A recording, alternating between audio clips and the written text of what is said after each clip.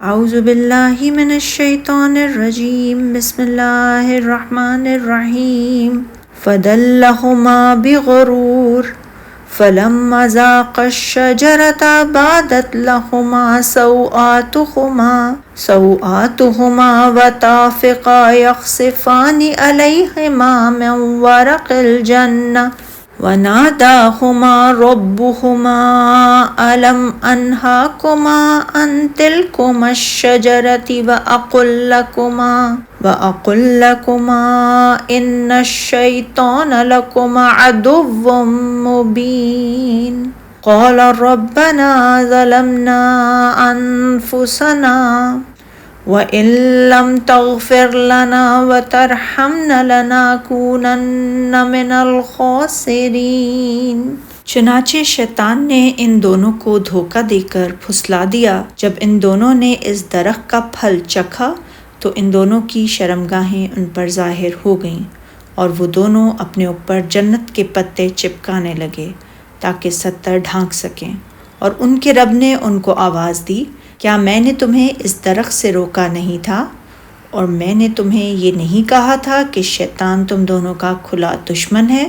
انہوں نے کہا، اے ہمارے رب، ہم نے اپنے آپ پر ظلم کیا، اور اگر تو نے ہمیں نہ بخشا اور تو نے ہم پر رحم نہ فرمایا تو یقیناً ہم خسارہ پانے والوں میں سے ہو جائیں گے۔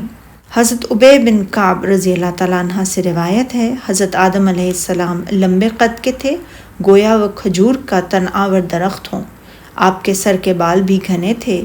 جب آپ سے غلطی ہوئی تو آپ کے ستر کی پوشیدہ چیز جسے وہ پہلے نہیں دیکھتے تھے ظاہر ہو گئی، اور آپ جنت سے بھاگنے لگے تو جنت کے ایک درخت نے آپ کو سر سے پکڑ کر روک لیا۔ تو آپ نے کہا، مجھے چھوڑ دو، تو اس درخت نے کہا، نہیں، آپ کو نہیں چھوڑوں گا۔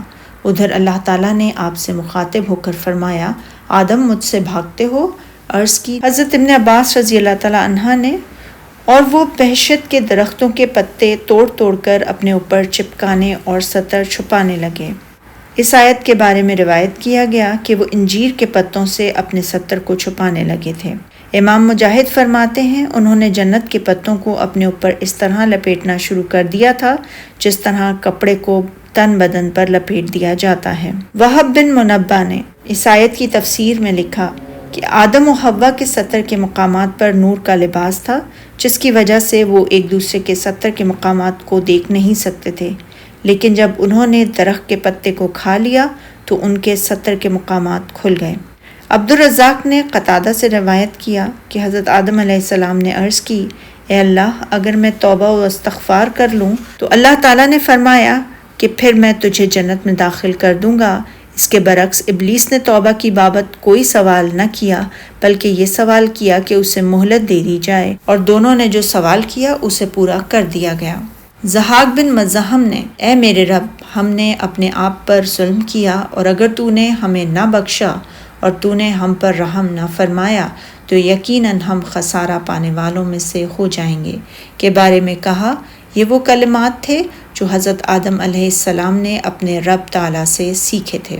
سبحانک اللہم و بحمدک، اشہد ان لا الہ الا انت، استغفرک و اتوب الیک۔